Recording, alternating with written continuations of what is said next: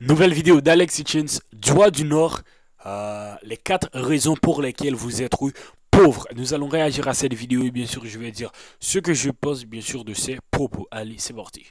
Parce qu'aujourd'hui, mettons de côté tout ce qui est ego et je ne sais pas, énergie masculine, arrogante, pensant tout savoir, et écoutez simplement mon discours de manière totalement honnête. Je vais vous citer les 4 raisons pour lesquelles est-ce que vous allez, quoi qu'il arrive, rester pauvre. Raison numéro 1, vous détestez l'introspection. L'introspection est pour moi un exercice qui est très important pour un entrepreneur qui veut se lancer. C'est cette capacité à être honnête avec soi. On fait souvent l'amalgame parce qu'on pense que avoir confiance en soi, c'est penser qu'on est le meilleur, c'est se mentir à soi-même. C'est faux. Avoir réellement confiance en soi, c'est être en mesure de reconnaître des évidences, comme le fait qu'à la santé, vous n'êtes pas si bon que cela, mais avancer tant bien que mal et faire avec, apprendre de ses erreurs. La confiance en soi, c'est quelque chose qui est, comment dire, très complexe. Pour moi, avoir confiance en soi, c'est ça. C'est être en mesure de ne jamais douter tout en étant capable de se remettre en question. Deux choses totalement contradictoires. Alors bien sûr, il a dit deux choses complètement contradictoires, mais aussi avoir confiance en soi, on peut toujours douter en ayant confiance en soi. Pourquoi? Parce que tout simplement, je me rappelle pas trop de l'entrepreneur qui l'a dit, qui a tout simplement dit que la différence entre les gagnants et les perdants, ce n'est pas qu'ils ne doutent pas, c'est tout simplement qu'ils passe à l'action même en doute. Et je dois vous dire le mot que actuellement, bien sûr, je suis en période de doute. Je doute vraiment beaucoup. Mais ça ne m'empêche pas de passer à l'action. Chaque jour, je bosse. Chaque jour, je travaille. Bien sûr, il y a des moments où, bien sûr, tu vas avoir beaucoup de doutes. Mais ça, c'est par rapport avec quelques échecs qui vont vous arriver. Alors, au début, tu vas avoir la perche. Tu vas avoir, bien sûr, full confiance en toi. Et après, bien sûr, tu vas rencontrer quelques obstacles. Tu vas connaître quelques petits échecs. Et qu'est-ce qui va se passer à ce moment? Voilà, il va tout simplement avoir, tu vas tout simplement comme avoir pas mal de doutes, il va avoir pas mal de doutes, mais voilà, ce qui différencie les gagnants des perdants, c'est que tout simplement, peu importe, peu importe si tu es douté ou si tu n'es pas douté, tu passes quand même à l'action. C'est le plus important. Même si tu doutes, même si bien sûr il y a des doutes, toi, passe à l'action. Même si tu as des doutes, même si tu as des doutes par rapport à cette chaîne YouTube que tu veux créer, même si tu as des doutes par rapport à cette chaîne YouTube qui ne grandissent pas, frère, crée des vidéos, fais des shorts, monte, peu importe. Passe à l'action, passe à l'action, passe à l'action. C'est-à-dire qu'il y a des moments pour ne pas douter et il y a des moments pour douter. Je m'explique. C'était un peu comme le basket. Il y avait l'entraînement. L'entraînement, tu révises tes gammes. Tu travailles ton tir. Tu travailles ton dribble. Mais au moment où tu es en match, tu n'as plus le droit de douter. Tu dois te baser sur tout ton entraînement. C'est pareil avec le business. Il y a des moments où tu ne dois pas douter. Lorsque tu lances ton offre, tu dois avoir pleinement confiance en ton offre. Et Alors, il s'est un peu rattrapé quand il dit voilà, il y a des moments de doute, des moments où ne pas douter. Mais ce que vous devez savoir aussi, les beaux, c'est que tout simplement, ces moments où vous allez douter, en gros, vous ne dirigez pas tout à 100%. Bien sûr, tu diriges toi-même, mais les doutes, ce n'est pas toi qui dis bah, je veux que les doutes viennent. Non. Parfois, les doutes viennent. Et ce que tu dois savoir, c'est que tout simplement, c'est ta réaction par rapport à ces doutes qui vont faire toute la différence. Même si tu vas lancer ton offre, tu as quelques doutes, tu vas quand même la lancer. Et au moment où tu vas faire ton pitch de vente, au moment bas, tu restes confiant. Au moment où tu vas faire ton pitch, tu restes confiant. Et bien sûr, tu as l'air confiant tout simplement quand tu vas pitcher ça avec ton customer. Voilà, c'est le passage à l'action qui compte. tu as fait en amont. Le problème de la plupart d'entre vous, c'est qu'il est dur pour vous de reconnaître des évidences. Il est dur pour vous de reconnaître que vous ne bossez pas tant que ça. Pour 95% des personnes qui me regardent actuellement, vous ne bossez pas réellement. Vous savez, oui, tout le monde ne va pas devenir multimillionnaire. Oui, ça c'est une certitude. Par contre, je suis sûr d'une chose, c'est que lorsque tu penses, respires et dors business, il y a forcément quelque chose qui en résultera. Oui, tu ne deviendras peut-être pas multimillionnaire, oui. Mais par contre, crois-moi que quelque chose va se produire, quelque chose en résultera et tu n'auras pas la même vie que les autres. Je suis persuadé d'une chose, c'est que si tu bosses d'arrache-pied, quelque chose se passera, quelque chose de positif qui ira dans le sens de ton business. Raison numéro 2. Alors, sur ce point, il a complètement raison, les beaux, c'est que tout simplement, alors, on bosse souvent tout simplement quand on va dans l'entrepreneuriat, c'est tout simplement pour ne pas bosser. Bah, quand on va et laissez-moi vous dire quelque chose, les beaux. Si vous choisissez l'entrepreneuriat, au début, je dis bien au début, ça va être plus dur que le 9 à 5. Beaucoup de personnes vont te dire, oui, je vais dans l'entrepreneuriat, je vais automatiser, voilà, tout va bien se passer, mais au début, ça va être très dur. Au début, vous allez travailler presque 17 heures sur 24. Au début, vous allez travailler 7 heures sur 7. Bien sûr, et bien sûr, tu dois penser business, tu dois bien sûr tout le temps en train de te réfléchir comment tu peux améliorer ton offre. Tu dois réfléchir bien sûr comment je peux créer un nouveau produit, comment je peux utiliser des stratégies de marketing, comment j'utilise plein de trucs, plein de trucs, plein de trucs. Et bien sûr, tu dois penser business, tu dois manger business, tu dois dormir business, tu dois boire business et bien sûr quelque chose en résultera comme il l'a dit. Allez Alex. L'exécution. Le problème de la plupart des entrepreneurs. Vous avez de bonnes idées, vous êtes bon, vous avez énormément de bonnes idées, bien plus que moi. Mais votre problème, c'est l'exécution.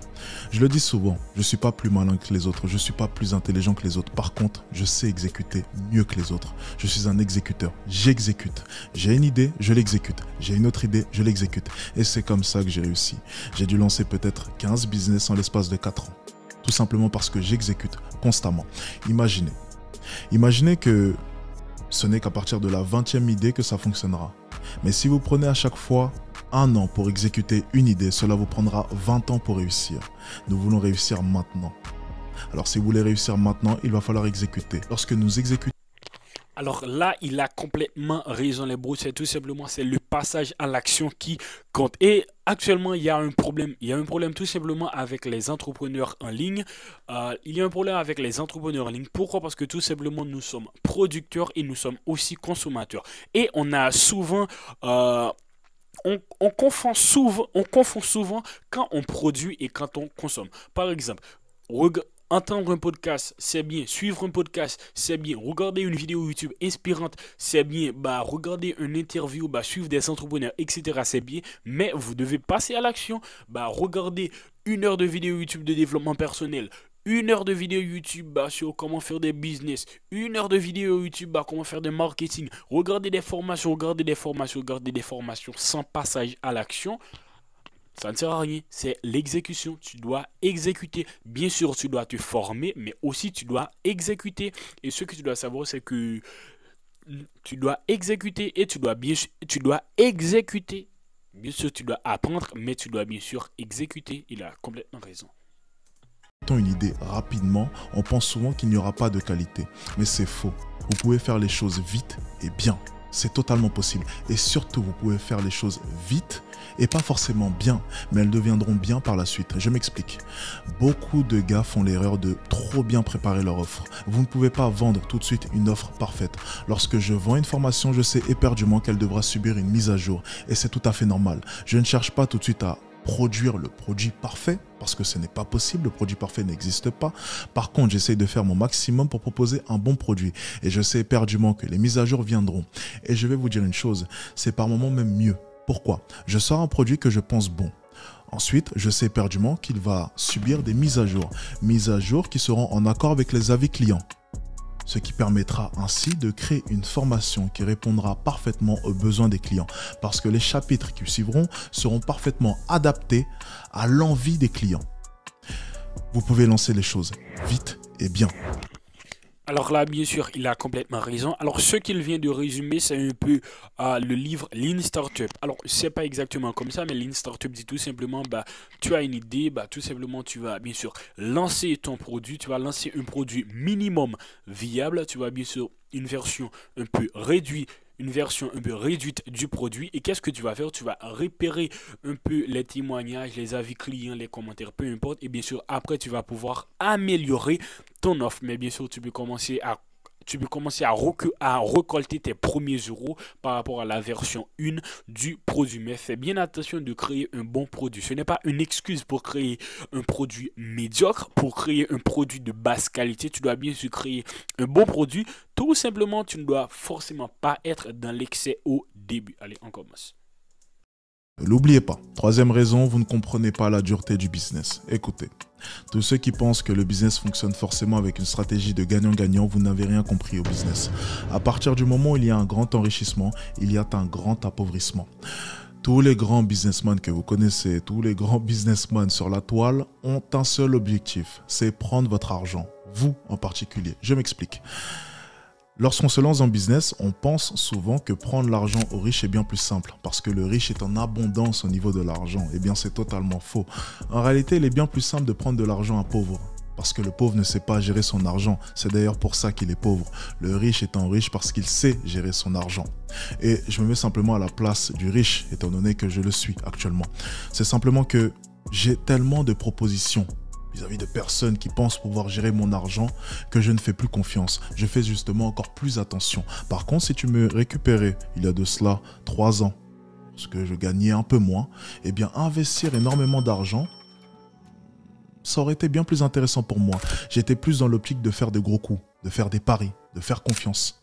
Parce que je me disais simplement qu'en investissant plus, je gagnerais plus. Tandis que maintenant, je sais éperdument qu'en investissant peu, je peux gagner énormément. On apprend au fur et à mesure des années et on acquiert de l'expérience et forcément, on fait beaucoup moins confiance. Lorsque vous allez lancer un business, oui, il faudra chercher dans un premier temps à prendre de l'argent aux pauvres. C'est la manière la plus simple de gagner de l'argent. Et je sais que c'est quelque chose qui fait, grincer des dents la plupart d'entre vous parce que vous n'arrivez pas à vous adapter avec la dureté du business. Le business est dur et le business est peu éthique. Mais ça, il faut le comprendre et il faut l'accepter. Si vous voulez réussir dans votre vie. Alors, je suis d'accord avec lui au niveau où il dit que le business est dur. Bien sûr, le business est dur, l'entrepreneuriat est dur, le salariat est dur, tout est dur dans la vie. C'est bien sûr toi qui choisis le jeu auquel tu joues. Mais quand il dit que le business est peu éthique, je suis pas 100% d'accord. Pourquoi? Parce que tout simplement, Warren Buffett l'a si bien dit, moi j'aime toujours le répéter, le prix est ce que l'on paie, la valeur est ce que l'on en obtient. Bien sûr, pour pouvoir acquérir ton produit, tu vas avoir besoin de clients qui aient vraiment besoin de ce produit. Et toi-même, bien sûr, tu vas pouvoir donner au client ce que le client veut, donner au client ce qu'il veut. Alors, bien sûr, avec des techniques de marketing, voilà, on peut arriver à vendre presque n'importe quoi pour n'importe quel prix, mais ça ne va pas durer sur le long terme. Si tu veux créer un business qui dure sur le long terme, tu dois créer un bon produit. Et quand tu crées un bon produit et que bien sûr tu arrives à gagner de l'argent avec ça, c'est pas peu éthique, c'est éthique. Tu donnes de la valeur, tu propages de la valeur et tu obtiens une partie de cette valeur, tu obtiens cette valeur équivalente en argent. Voilà, le business c'est peu éthique. Le business c'est peu éthique si tu joues sur le court terme. Si tu veux arnaquer les gens, c'est peu éthique. Mais le business c'est éthique, le business c'est normal si tu es là pour jouer sur le long terme. Si vous voulez réussir dans le business, malheureusement, par moment, vous allez devoir prendre des décisions contre-éthiques. Oui. Et oui, par moment, vous allez devoir mentir. Mais cela fait pleinement partie du business. 4e raison, votre entourage. Vous écoutez votre entourage. Je vais peut-être dire une chose qui va choquer la plupart d'entre vous. Mais vos parents ne sont pas les mieux placés pour vous parler business. C'est valable pour 99% d'entre vous. Rares sont les parents qui s'y connaissent en business. Si vous êtes actuellement pauvre, c'est généralement que vos parents n'ont pas eu accès à une certaine culture financière. Vous le savez. Vos parents ne peuvent pas vous aider actuellement. Vos parents ne sont pas les mieux placés pour vous proposer les meilleures opportunités en 2023 pour vous, à l'ère où tout va vite, à l'ère d'Internet. Vos parents ne sont pas les mieux informés. Et ça, il faut le comprendre. Vous savez, on voit souvent nos parents comme, entre guillemets, des êtres incroyables. C'est le cas, ils sont incroyables. Mais ça ne veut pas dire qu'ils ne peuvent pas avoir tort. Vos parents peuvent avoir tort. Vos parents peuvent se tromper. Ça, c'est une réalité qu'il faut accepter. Et vous savez, pour moi, le processus lorsqu'on devient un homme, c'est peut-être... Alors là, il a complètement raison. Bien sûr, nos parents, ils sont incroyables. Mais au niveau du business, au niveau où, bien sûr, ils vont nous donner des conseils. Pourquoi? Parce que tout simplement, en fait, il a si bien dit, c'est que tout simplement, nos parents ne sont pas les mieux placés pour nous donner des conseils sur le business, surtout sur le business en ligne. Alors, on va prendre un exemple. Si tu vas parler, je ne sais pas, à ton père ou à ta mère de Bitcoin, d'Ethereum, qu'est-ce qu'il va te dire? Si tu vas le parler de marketing digital, si tu vas le parler de SMMA, de trading, etc., il n'en sait rien. Ils n'en savent rien. Tous tes parents, ils n'en savent rien. Et Ce qui va se passer, c'est que tout simplement, pas uniquement nos parents, mais aussi notre entourage, vraiment nos frères et sœurs et aussi nos amis. Qu'est-ce qui va se passer? Tout simplement, ce n'est pas une question de uniquement de conseils sur le business, mais aussi de mentalité. Ils peuvent nous propager leur mentalité. Ce qu'ils croient être possible, ce qu'ils croient être possible, ce qu'ils croient être pas possible, bien sûr, ils peuvent propager ça. Tout simplement, s'ils pensent que 10 000 euros, 50 000 euros par mois, voilà, c'est presque impossible. À force de vivre avec eux, à force de leur entendre répéter ça chaque jour, ils peuvent influencer ta mentalité et bien sûr, ils peuvent te rendre un peu plus faible mentalement et tu dois bien sûr faire attention avec ça. Tu dois t'entourer vraiment des personnes avec les mêmes objectifs, avec les mêmes rêves que toi et de surtout de ne pas écouter tes parents au moins sur le business, au moins sur ces trucs. Ce détachement entre vous et vos parents, sur un certain aspect, c'est qu'à partir d'un moment donné, vous allez estimer que c'est votre vie et vous allez prendre des décisions pour vous. Quand bien même vos parents essayeront de vous orienter, vous allez prendre vos décisions, assumer vos choix, prendre la pleine responsabilité de vos choix. Et croyez-moi qu'à ce moment précis, vos parents vous verront d'un œil totalement différent. Vous savez, lorsque j'ai tenu tête à mes parents, lorsque j'ai coupé mon contrat au basketball, et lorsque j'ai décidé de me lancer dans le business, ils étaient contre moi, ils n'étaient pas d'accord. Mais lorsqu'ils ont vu la détermination que j'avais dans mes yeux, lorsqu'ils ont vu la conviction que j'avais dans ma voix, lorsqu'ils ont vu que quoi qu'il arrive, je ne les écouterai pas et je continuerai quoi qu'il arrive à poursuivre mon objectif, je pense que à partir de ce moment précis, ils ont fait la transition entre le petit garçon qu'ils avaient toujours connu et l'homme que je suis aujourd'hui. Vous devez prendre vos décisions en tant qu'homme. Arrêtez d'être un jeune garçon qui écoute ses parents. Arrêtez d'être un jeune garçon qui écoute ses amis ou son entourage. Devenez un homme et assumez pleinement vos choix. Alors sur ce coup,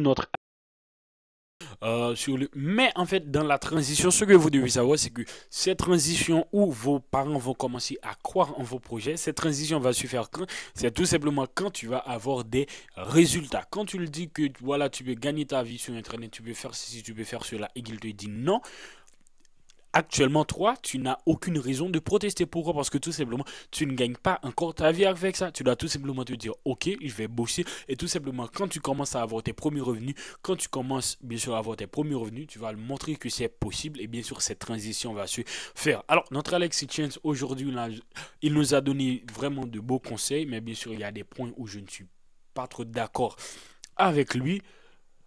Quand même, allez, c'était Ginoud. Bye bye.